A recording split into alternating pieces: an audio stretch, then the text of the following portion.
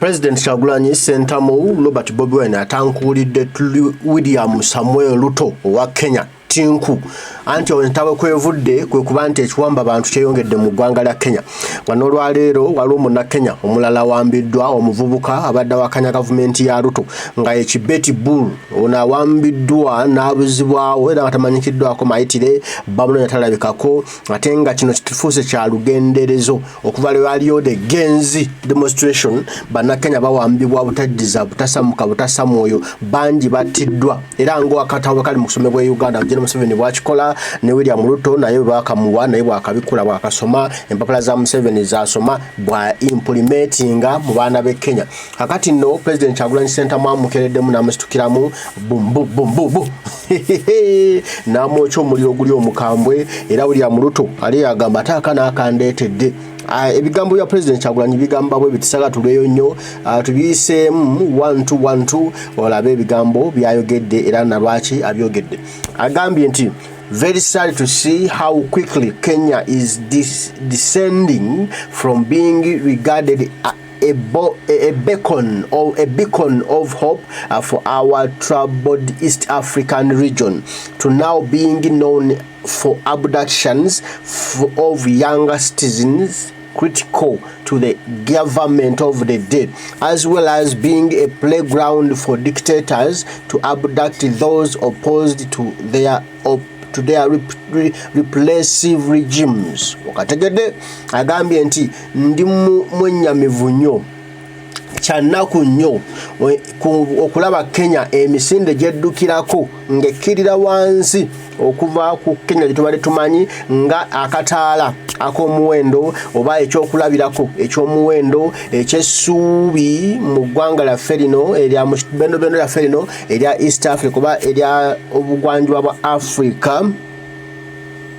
okulaba kati efuuse ensi ey'ekiwamba bantu abaana abato abagezaako okuva ku eddoboozi lyabwe okulaga ebibaluma oba okulaga obutali bumativu eri gavumenti ya William Samuel Ruto nti eno efuuse ekidiba kyannakyemalira mwabigulira mwacakalira mwabimbigira mwakonera omunzege nga kyawamba buwambi bantu abatalina musango wabula abavaayo ne balaga obutali bumativu bwabwe eri gavumenti ye. Ulia agambe, I sympathize with you, Wandugu, the great people of Kenya. Like I warned you previously, you must resist Musevenism, which is slowly but firmly taking a grip on your country. Agamba, nti numirwamu nammwe baganda baffe bannakenya abense ennungi eyo getwale twenyumirizaamu ekulukutoa amata n'omubisi gw'enjuki nti naye nga bwe nabalabula emabega gye buvuddeko mulina okukola butasamuka butasamwoyo okulaba nga mwekwakulako ekikwa kya Museveni kive mu nsi yammwe kyetulaba ekitandise okukula mpola ate n'amaanyi mangi okulaba nga kiwamba ensi eyo naye efuuke ddala ekitagasa.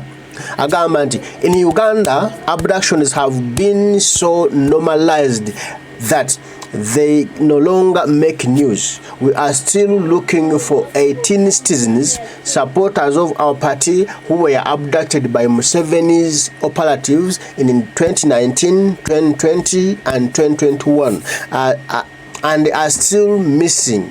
This in addition to those who were dumped dead in forests, swamps, and the thousands who ended up before military courts.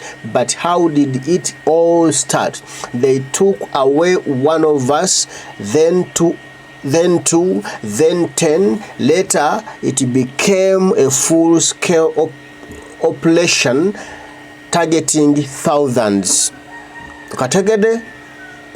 Wane Uganda Ekiwamba Bantu kyafuuka kya bulijjo tekyakola mawulire era nga ne gyebuli eno tukyali mu kunoonya bannaffe 18 ababuzibwawo abawagizi baffe ab'ekibiina kyaffe ekya National Platform bano baawambibwa Museveni n'abasajja bakozesa mu mwaka gwa 2019 2020 2021 era n'obukyali eno tebannala kubabibwako tebanyikiddwako mayitire wano nno ng'okyalowooza ku ebyo oba okyalowooza oledde olaba ebyo bye tukugambye naye ate waliwo ebirala nti waliwo n'abo abalala bannaffe ate abaasuulibwanga mbibira ne mu migga nga battiddwa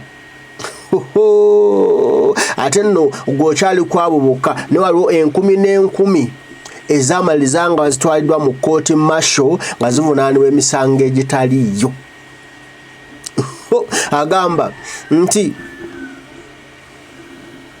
kino kyatandika kitya kyatandika nga bakwatayo omu ku ffe ne bakwatayo 2 ku ffe ne bakwatayo 10 ku ffe oluvannyuma kyafuuka omutumbukuutu oba oluwannanda oba olw'ebeeya lw'abantu abawambibwa naddala abavubuka abawakanya gavumenti ya General Museveni agambye nti numberless vehicles commonly known as drones started picking citizens off the streets or from their homes with reckless abandon,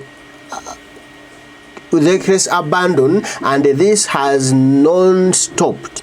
At the height of these abductions, there was outrage, but the response of the regime was to deploy spin monsters to deny or whitewash what was happening.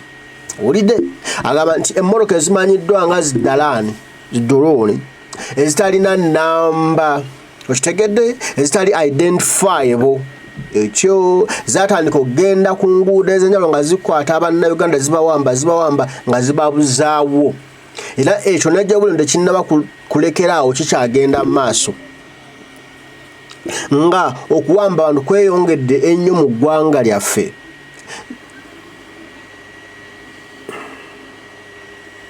bannayuganda batandika okweraliikirira buli omu ng'atambulira mu kweraliikirira era nga batandika okubuulira bannaabwe oba nga batandika okutambuza enjiri olw'ekiwamba abantu ekiri mu Uganda okugezaako kulabisa General Museveni wabula General Museveni kye yakola kwe kujjayo gasajja ge gagiwadde omuliro nga batandika agenda gagamba mbe boogera bya bulimba tewali muntu n'omu gwe bawamba nga bagenda bayiwako amazzi ku nsaano okubuzaabuza nno tewali kigenda mu maaso tewali kiwamba bantu agambye nti therefore to you Kenyan friends, you must defend your constitution before it's too weak to defend you. If you do not uproot repression when it's seedling, it becomes much harder when it takes root, grows into a tree, and spreads its branches everywhere.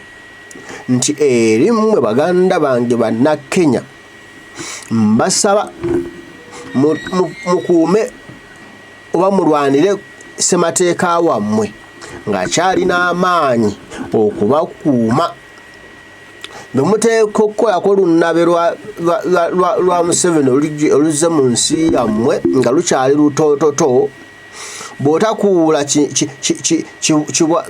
kiki bakiyita bata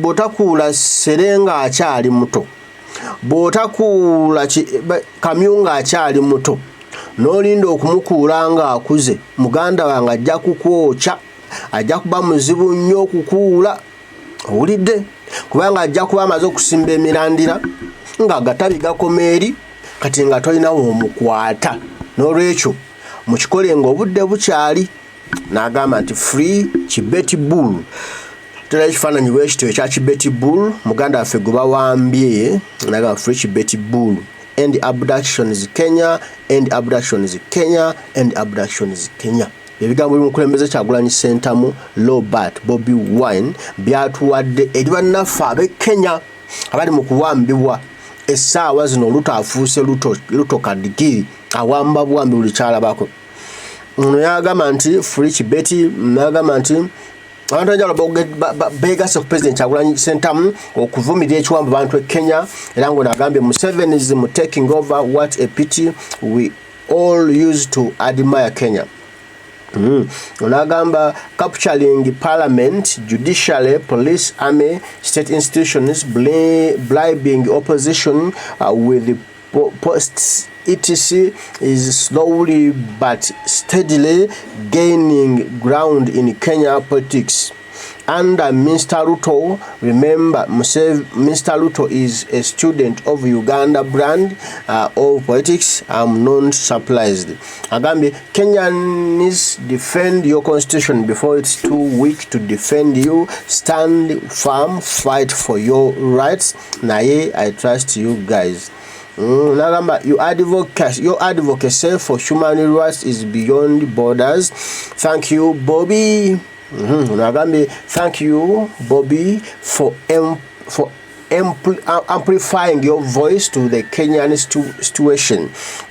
He is learning his lesson the hardest way. We are the present and the future. We should fight hard for better today and tomorrow.